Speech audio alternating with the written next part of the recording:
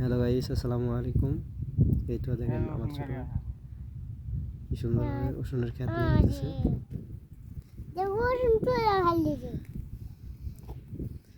তো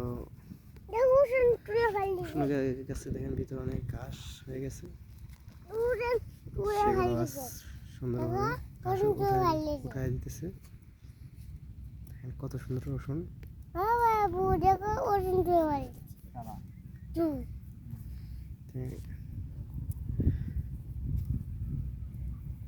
পাশাপাশি ভুট্টা কাটছে, পাশে রসুনের চারা গাছ, পাশে আলু, অল্প একটু জায়গাও ফাঁকা রাখেনি। তো হ্যালো গাইস, সে হয়তো কৃষি কাজে মনোযোগ দিছে। তো কেমন লাগলো অবশ্যই জানাবেন। সবাই ভালো থাকবেন। এই ভাইটির মতো আপনারাও এরকম কৃষি ফসল করবেন, আলু, পেঁয়াজ, রসুন সব করবেন, একটু জায়গা ফাঁকা রাখবেন না। সবাই ভালো থাকবেন। আসসালামু আলাইকুম।